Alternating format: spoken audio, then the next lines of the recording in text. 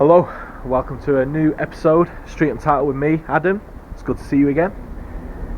So, in this episode, I'm going to be keeping it local, okay? I'm going to be covering one of the questions or comments that I see quite a lot on the Instagram, Facebook, YouTube, and that is that I appear quite confident when on the street, or a lot of people sort of say that they wouldn't have the courage to do it themselves, or they'd like to try street photography but they don't because it's the element of coming over the hurdle of approaching people and scenarios.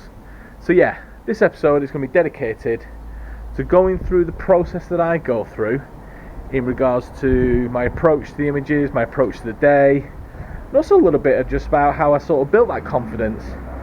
If I'm completely honest, I wouldn't say I'm the most confident person. I've certainly met other street photographers that are far more brazen than I am, but yeah, I'd probably say I have got an element of confidence about it. I certainly use that to my advantage.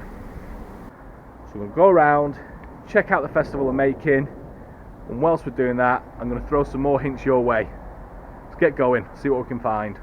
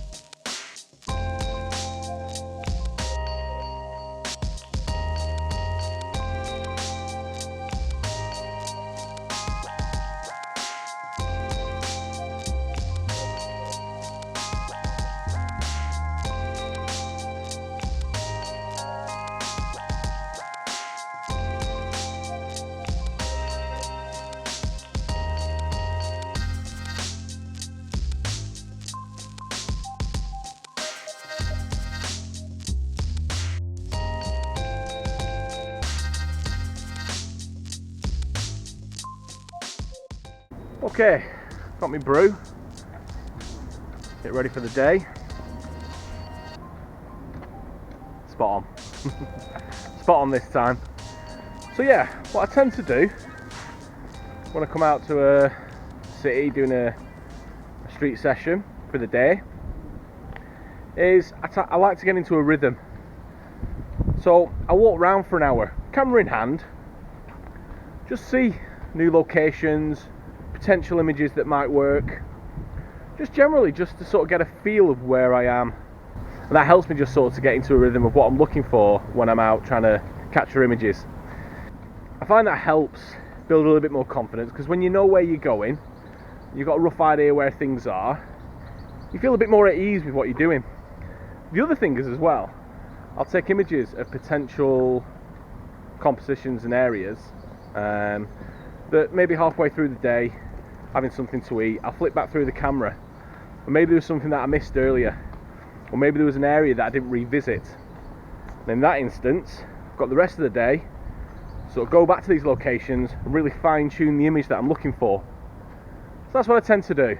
So first things first, have a brew, walk round, see what I can see what I can feel, you know, any potential areas, and they're the areas that I tend to work on. So, let's go and see what we can find.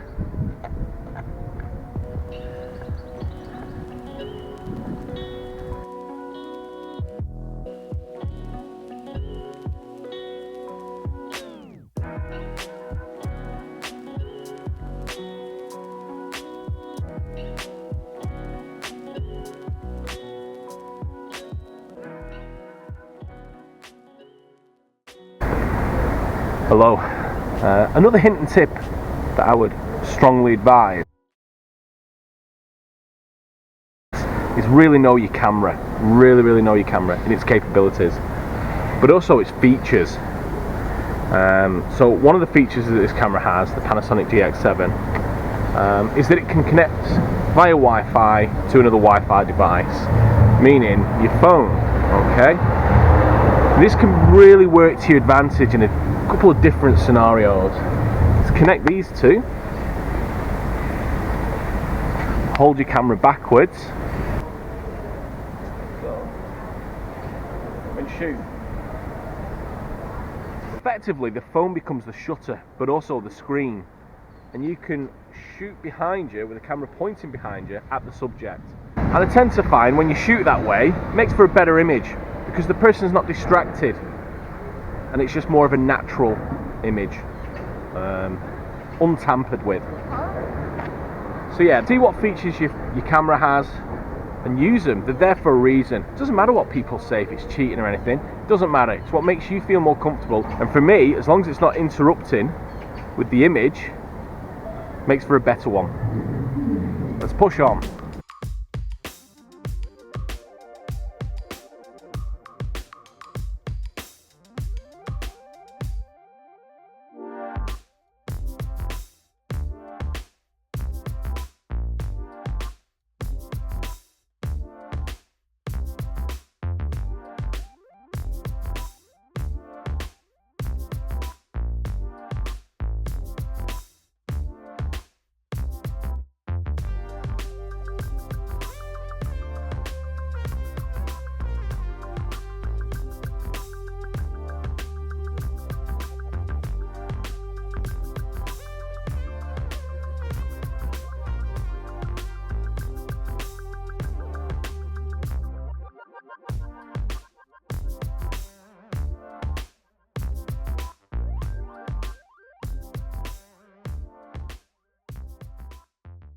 Another hint for street photography, and I strongly advise this, would be to just ask this amazing hot griddle over here.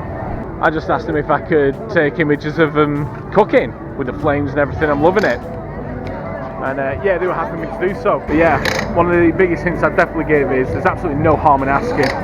But sometimes it's easy to ask than to explain later on what you're doing.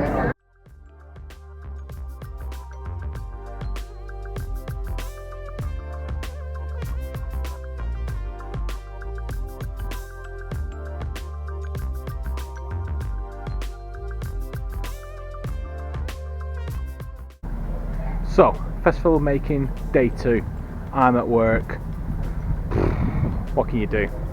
But finished at R4. Still an hour or so left, so I thought I'd come down, check it out. I really just wanted to recap with you guys what I've been going on about in this video.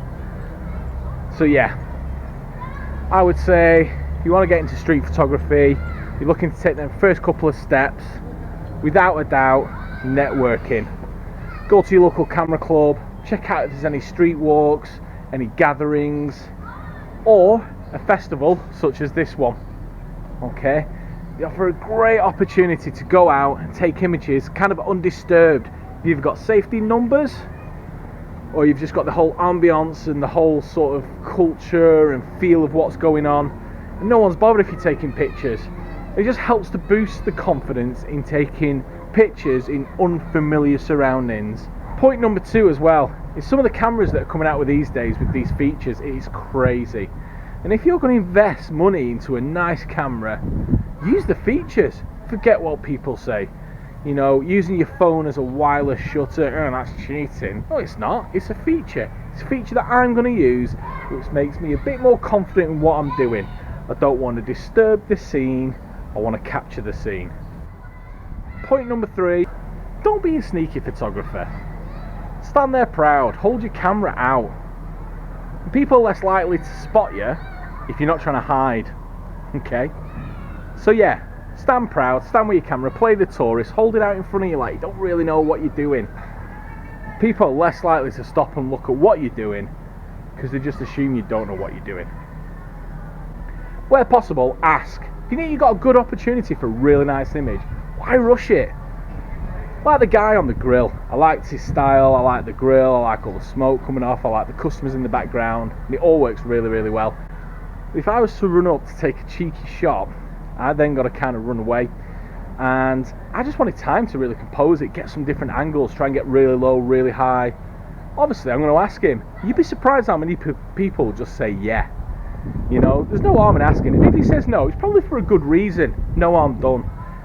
I think sometimes people have a perception of street photographers as being sneaky people, giving photography a bad name because they're always sneaking in and out, and they're always in the shadows, and they're always trying to get an image. And I just say, just be proud. Wear bright clothing. You know, own your camera. Show that you've got a camera in your hand. Don't worry about it. Ask him if you want to take a picture. And I know that's easy for me to say, but I have only been doing street photography for about 2.5 years now. And I've very much started in going on street walks, meeting groups like Insta groups, and coming to places like this, Festival of Making, and just boosting my confidence that way. So what I believe makes really good street photography, and is just like the absolute bare minimum basic ingredients to doing it well, is being aware and having confidence.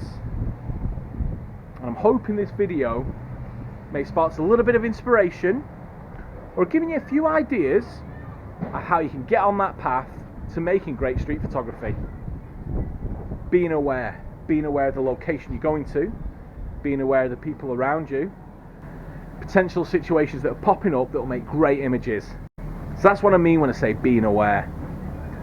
Being confident is in your kit, in your style, and in what you're doing, but more so actually physically on the street. As always, I'm very, very grateful for all the likes, comments, views, follows, subscriptions. It's absolutely brilliant. So please, if you enjoyed my video, hit the subscription, bash that bell, okay? And there'll be more to come. My name's Adam. This is Straight Untitled.